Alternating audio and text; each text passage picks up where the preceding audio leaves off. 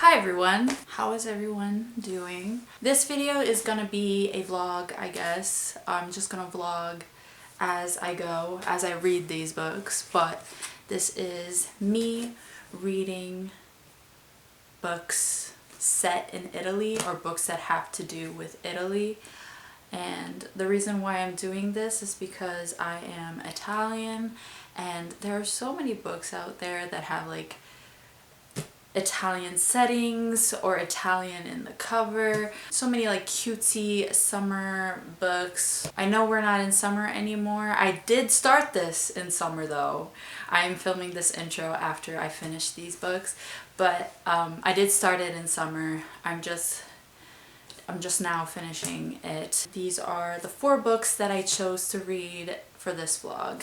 The first one is From Scratch by Tembi Locke. This is a non-fiction. It's about the author's story. She is a Black American woman who falls in love with a Sicilian and Italian man.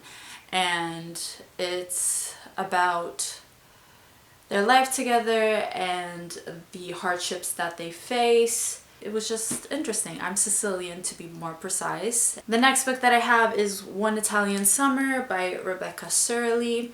This is a summary fiction romance, kinda. It's not a romance, it's more like general fiction, but it's about this girl who loses her mom and then goes to Italy because her mom went there when she was young and really loved it, so she wants to go and take this trip. And what happens is she meets the younger version of her mom in Italy.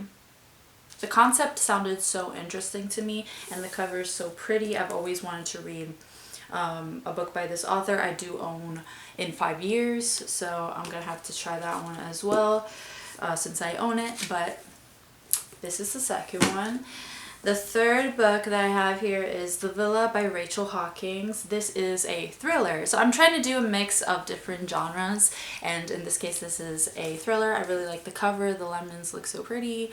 But this is about 2 friends who decide to spend, I don't know if it's a summer, but they decide to spend a few months or a few weeks in Orvieto in Italy, in this villa, and they are both writers, so they want to go there as like a writing retreat. They're writing and they find out that a murder happened in this villa they're staying at back in the 70s. They're gonna try and figure out what happened there.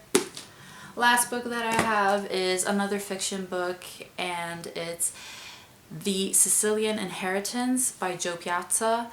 And this is a story about, again, another woman whose great aunt dies and she goes to Sicily to deal with an inheritance situation, and it's a dual perspective. We have the main present character that goes to Italy to solve these issues, and then we have a past POV from the point of view of a great aunt and how it was to live in Sicily 100 years ago, over 100 years ago, I think. So yeah, I thought that was interesting because the cover looked very familiar. I am very aware of, I know this place that is portrayed on the cover, pictured on the cover. So that caught my eye and I really wanted to read it. So yeah, those are all the books that I'll be reading in this vlog. Stay tuned if you want to know my thoughts on them. But yeah, I'll see you later. I've been tearing up for the past hour while reading this book. We're at a part in the book where she is telling about the time her husband died, her Italian husband, Saro. And it is a very sad part of the book, obviously. I am only 60 pages in. I'm sure she's going to talk about more past events, so she's not telling the story in a chronological order, and I like that. It keeps your attention. But I'm enjoying this. I am enjoying reading all of the Italian quotes in this. The husband, Saro, is Sicilian. I'm Sicilian, so everything she's talking about when she's talking about Sicily is pretty familiar to me. So far I'm enjoying it. I did watch the first episode of the show, and I don't know if I'm gonna continue on, because shows and movies that are set in Italy are always a hit or miss with me. For some reason, I have to be in some type of mood to see movies set in Italy. I don't know if I'm gonna continue on with that. Zoe Saldana is in it. She's playing Tembi, which is not the name of the character in the show. They changed the name, but I'll talk more about that in the next clip. I'm just gonna read a little bit more and then go to bed. Alright, I don't know if you can see me, but here I am again, tearing up. I'm making potatoes, by the way. Hasselback potatoes. I don't know if you can see that. But as I was saying, I am tearing up again because I am reading the part in which Tembi and Saro adopted their child, Zoella, and I just got emotional. And not only in this chapter, I also got emotional when they got married, and no one on his side of the family showed up except for an aunt and uncle. That made me so emotional. So the reason why they didn't show up was because Tembi is black and she's American, so she's not Sicilian. That's the problem. I'm pretty sure this was in the 2000s. Saro's parents were still like very, very old school and strict. They wanted their son to marry a Sicilian woman, you know. Even there was a part in which they were talking about Saro's ex-girlfriend who was from Sardinia, which is in Italy. It's just a different island, and they were still not approving. So they didn't go to the wedding, which was very, very sad. But an aunt and uncle went, and that made me tear up. But yeah, let me finish this potatoes and continue reading. I just wanted to show you how emotional this book is making me, and I never cry, or at least it's very, very rare. So yeah, I guess it's because it's a real story. I don't know. This is the before on the potatoes. I'm gonna put them in the oven and show you the final result when they're done. And this is the after. They look crispy.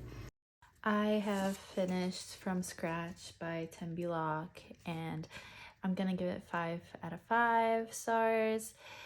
It was great. It was great. As I said, so many things reminded me of Sicily's. I can try to list a few. The whole Italian bureaucracy thing, that is like a big thing in Italy. Bureaucracy is like a nightmare. And whenever Tembi talks about her sister-in-law dealing with that, she reminded me of my aunt, because you have to be very persistent in Italy to get stuff done. Also, she mentions le voglie, the birthmarks. Basically, le voglie, they are the cravings of pregnant women.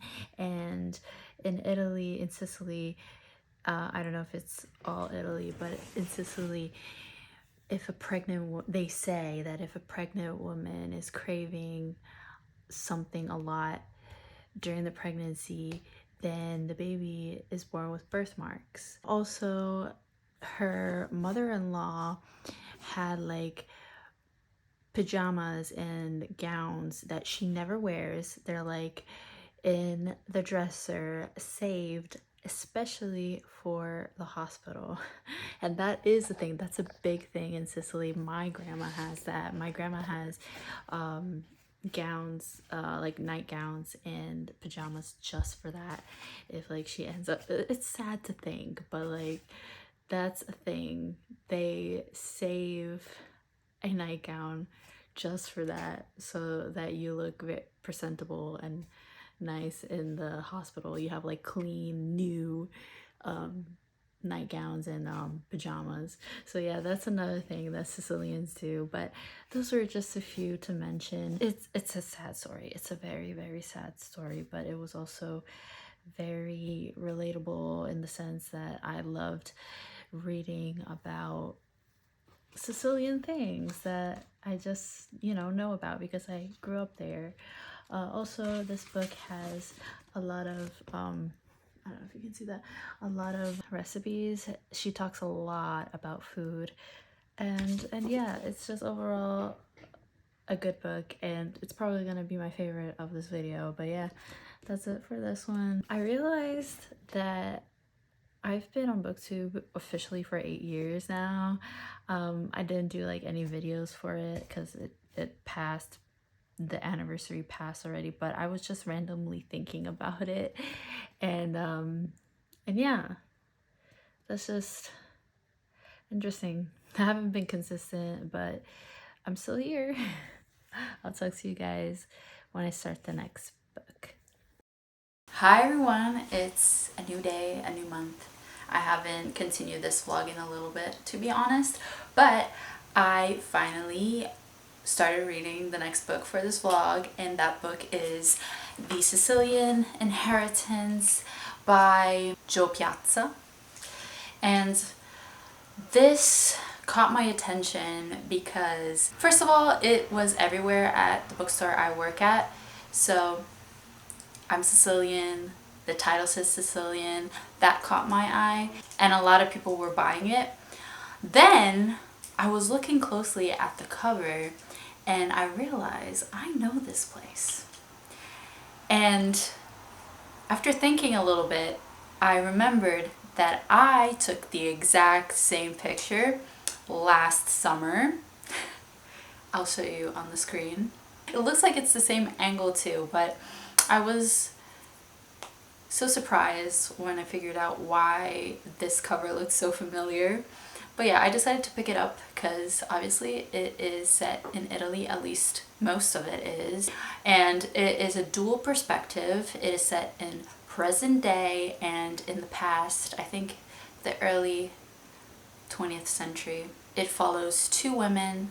In present day, we follow Sarah, and in the past, we follow Serafina.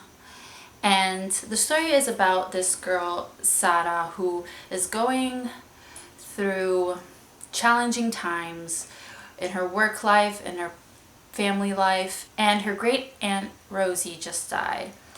This aunt always wanted to go to Sicily with her, but she never had the time. She was always working, raising her child and all that. Now that she's dead, Rosie buys a ticket for Sarah to go to Sicily, and she finally does. And her mission is to figure out the inheritance thing, because apparently she inherits some land, and also to solve a mystery of the death of a family member, Serafina. So we're trying to figure out what happened to Serafina, and she's trying to get her land and all that.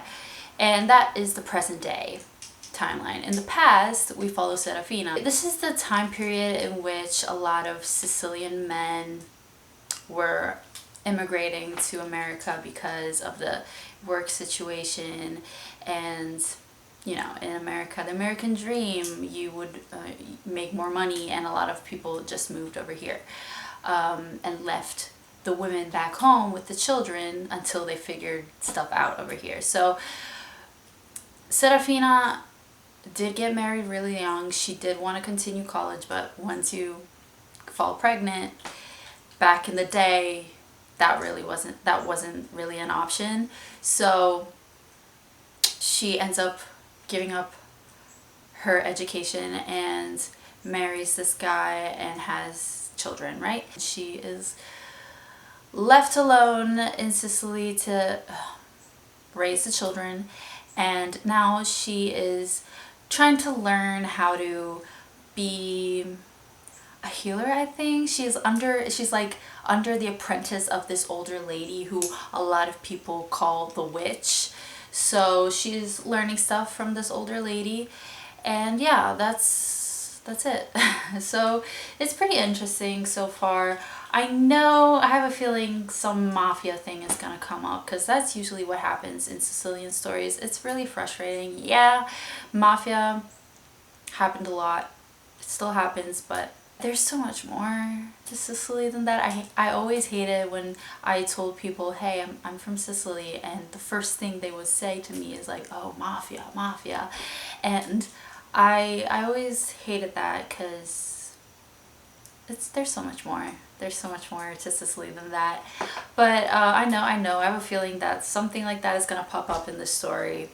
But so far, so good. I'll update you guys when I'm officially done with this book. So this is the final clip that I'm going to talk about the Sicilian inheritance in. And yeah, it was good. It was okay. It was a 3-star for me. Not amazing, not absolutely terrible. It was alright. And I know in the previous clip I talked about me suspecting that mafia is going to be in the story. And there was, but I was expecting that. So we do discover what happens to the great-great-aunt in the past. And what happens to her, I don't want to say was weird, but it happened all of a sudden. But yeah, it was alright. I think it was decent. But that's it for that book. I'm ready to move on to the next one, which is The Villa by Rachel Hawkins. I really like this cover. It has lemons on it. This is a thriller about, again, another woman going through hard times.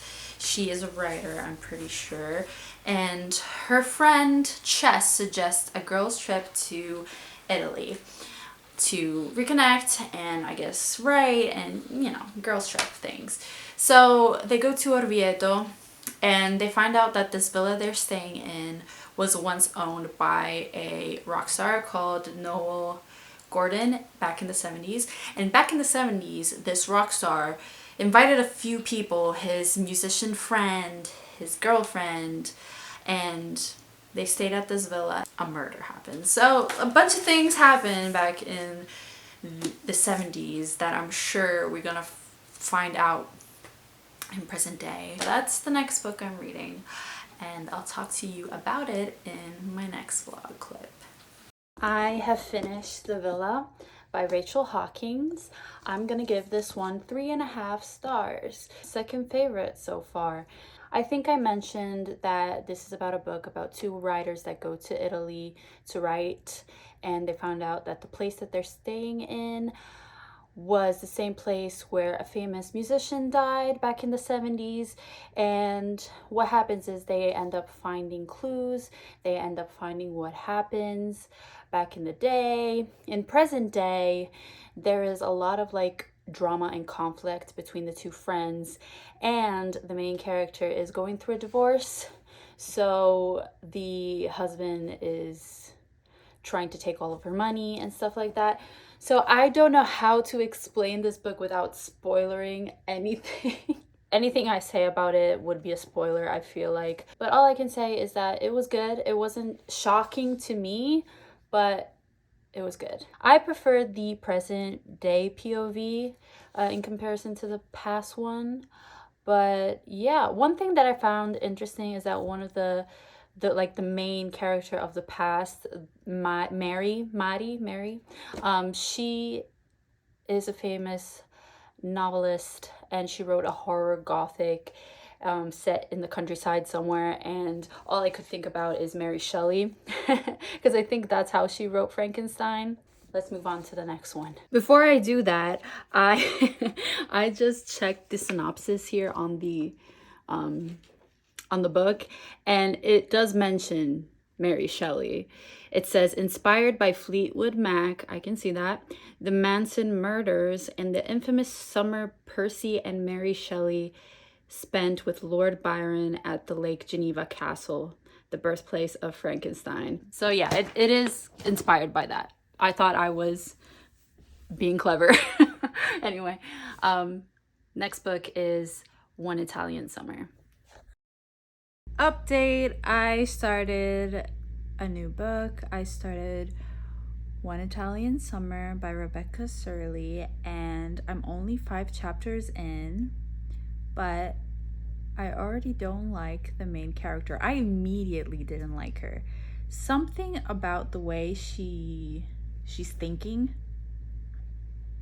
just is not relatable to me. I don't know. but let me explain. So basically, the story is about this 30-year-old woman called Katie that is married. She's been married for a while now. I think they've been married since they were 25. They met in college. Now they're 30, so they've been married for like at least 5 years, right? And Katie's mom died. She dies of an illness. And her mom always wanted to go back to Italy, Positano to be precise, because she had this amazing trip like the summer before she met her father and had her or whatever. So growing up, Katie has heard about Positano her whole life, right? Now that she is ill, they have decided to book a trip to Italy. However, the mom doesn't make it. She dies before the trip starts, and Katie ends up going by herself, which is fine, amazing, you know? Go on a solo trip, deal with a little bit with your grief, process it, you know, and all of that. The thing that bothers me is the way she's thinking and the way she's talking about her husband. It's like all of a sudden she doesn't like him. It's all of a sudden she despises him. I don't know, maybe we'll find out more about things that have happened during the year. I know, you know, things can accumulate, right? And there's like a tipping point where you just can't handle anymore. But so far it seems like the husband didn't do anything wrong per se. He's just a regular, typical man. And if I am defending or whatever a man, that's saying a lot. That means that I really do not like the way you're thinking. It's just, I don't know how to explain it. She just all of a sudden seems to like not care. And I get it. Your mom died. You're processing it. You're traumatized. Go on this trip alone, you know, figure stuff out. The thing is, I believe that she is now thinking that she's missing out on life because her mom was always opposed to her getting married young. And now that her mom died, she is thinking about that. She's thinking about how she's like maybe missing out on life and like wants to meet new people. I don't know. You can do stuff with your life without having to have other sexual or romantic relationships. I'm just assuming here because I know she's gonna have some kind of relationship in Italy. She did ask for a break before going on this trip, but technically they're still married, so I don't know. It's up to interpretation, I guess, but it's just weird. I hope that made sense. That was kind of chaotic, but I will definitely update you guys once I learn more about the situation. Hey everyone, I voted. I can't believe it's election day today.